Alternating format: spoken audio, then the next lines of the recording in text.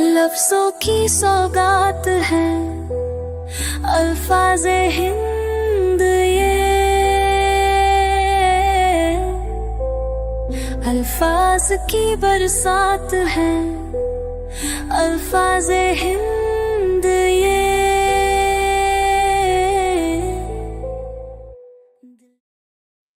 ایک نئی بات نکل آئی ہے، تحقیقی و تنقیدی مقالات و مضامین۔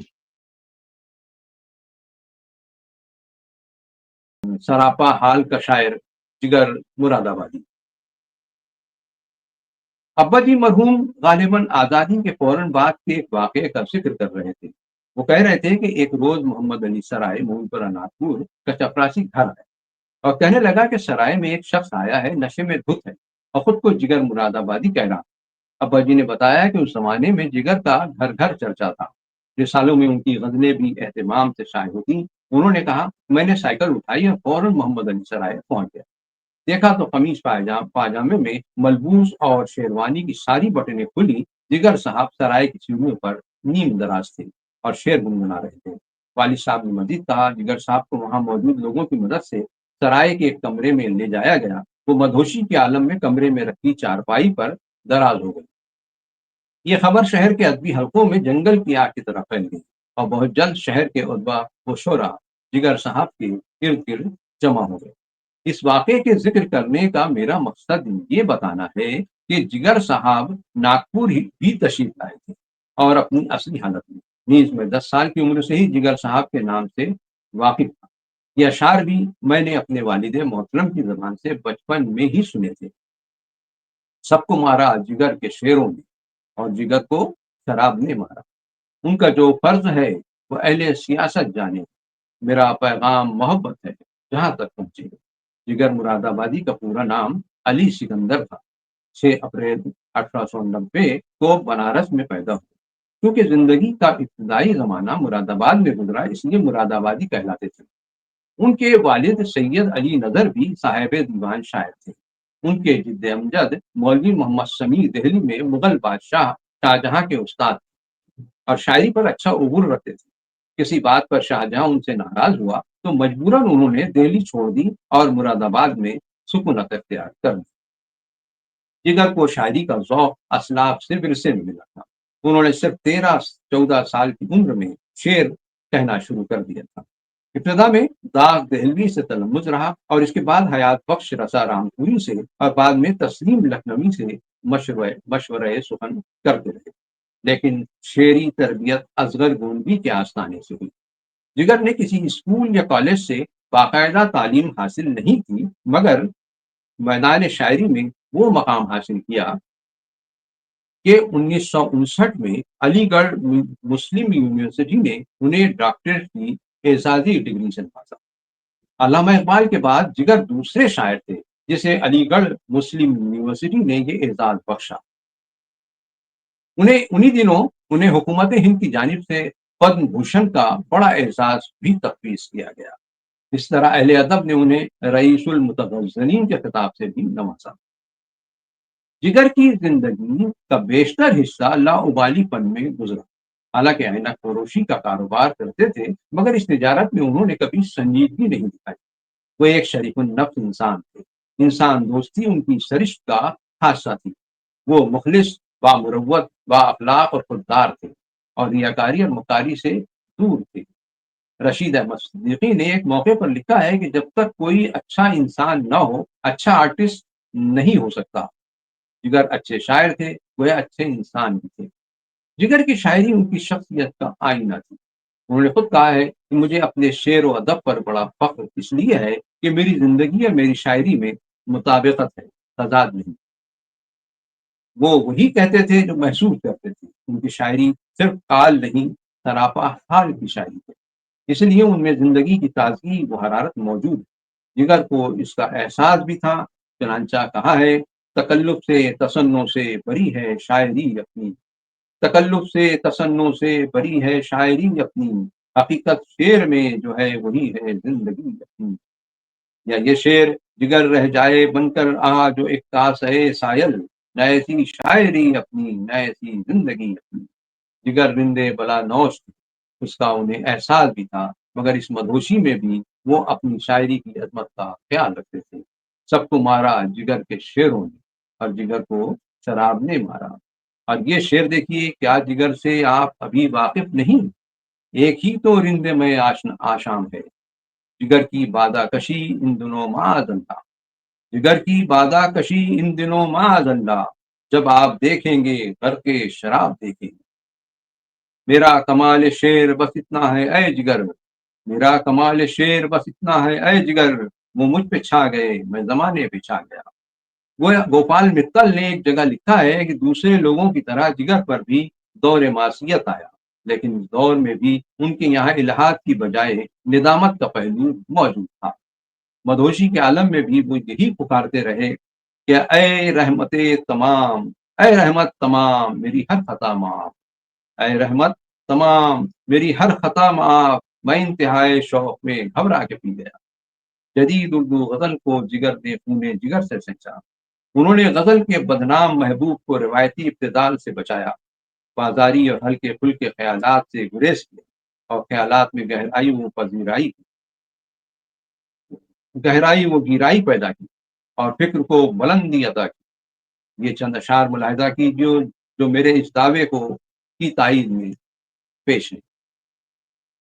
خیر مزاج حسن کی یارب، خیر مزاج حسن کی یارب، تیز بہت ہے دل کی دھڑکن، جان ہی دے دی جگر نے آج پائے یار پر، عمر بھر کی بے قراری کو قرار آ ہی گیا۔ اب اس کا کیا بھروسہ وہ آئے یا نہ آئے، آ اے غمے محبت تجھ کو گلے لگائے۔ آ کے تجھ بن اس طرح اے دوست گھبراتا ہوں میں، جیسے ہر شے میں کسی شے کی کمی پاتا ہوں میں۔ عشق میں جگر بسا اوقات ان مراحل سے گزرتے ہیں جہاں اکثر انہیں اپنی خبر نہیں ہوتی۔ ایک جگہ وہ محبوب سے مخاطب کر کے یوں کہتے ہیں، میرا جو حال ہو تو ہو، برق نظر گرائے جا، میں یوں ہی نالا کش رہوں، یوں ہی مسکرائے جا۔ یا کبھی ان پر وحشت کا وہ عالم طاری ہو جاتا ہے جہاں وہ خودی اور بے خودی میں تمیز نہیں کر پاتے۔ بس ایک سمت اڑا جا رہا ہوں وحشت میں، ہے خبر نہیں کہ خودی کیا ہے بے خودی کیا ہے۔ جگر آنکھ بند کر کے حسن پر فریفتہ نہیں تھے، بلکہ وہ اپنی قدر و قیمت سے آگاہ تھے۔ انہوں نے حسن کے آگے کبھی ہار نہ مانی اور سفر نہ ڈالی۔ خودداری سے لبریز اشعار دیکھیے، کیا حسن نے سمجھا ہے، کیا عشق نے جانا ہے، ہم خاک نشینوں کی ٹھوکر میں زمانہ ہے۔ ہم ہی جب نہ ہوں گے تو کیا رنگ محفل، کسے دیکھ کر آپ شرمائیے گا۔ یا وہ تھے خفا ہم سے یا ہم ہیں خفا ان سے، کل ان کا زمانہ تھا آج اپنا زمانہ ہے۔ جگر نے ہجر و وصل کے روایتی تصور سے بھی انحراف کیا ہے۔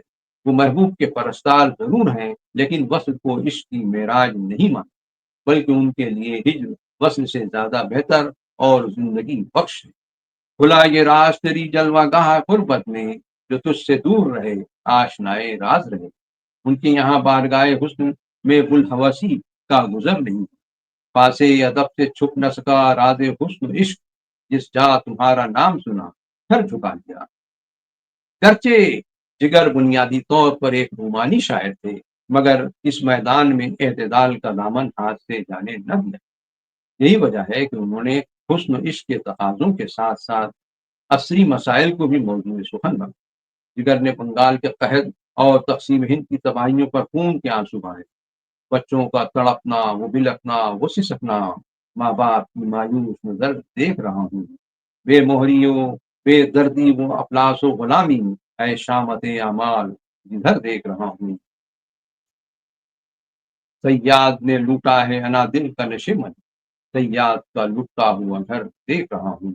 ایک اور مقام پر اپنے دل کی کڑھن کا اظہار یوں کرتے ہیں، کہاں کے لالا و گل کیا بہار توبہ شکن، مجھے ہوئے ہیں دلوں کی جراحتوں کے چمن، خلوص شوق نہ جوش عمل نہ درد وطن، یہ زندگی ہے خدایا کہ زندگی کا کفن۔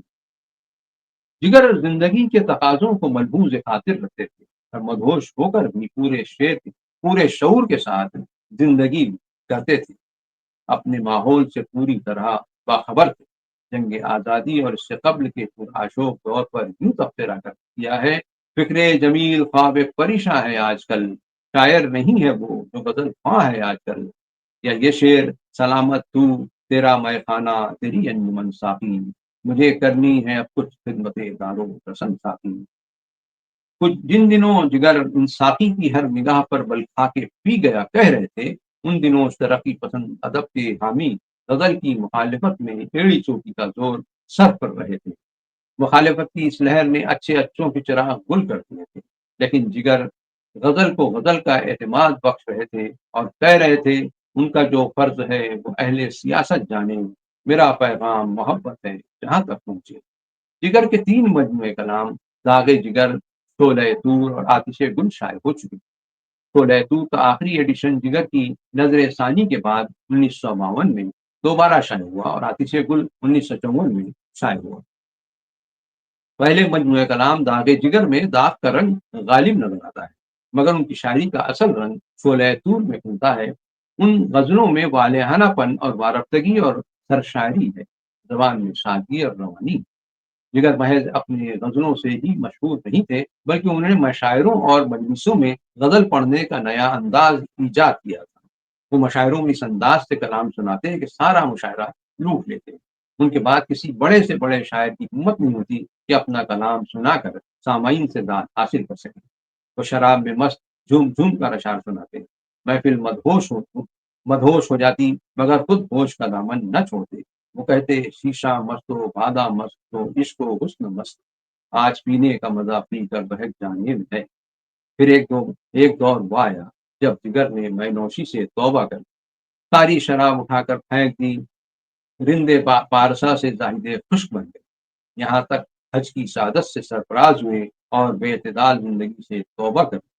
ابھی معمولات میں کچھ سنجیدگی آ گئی تھی کہ 9 ستمبر 1960 کو حرکت قلب بند ہونے کی وجہ سے ان کا انتقال ہو گیا۔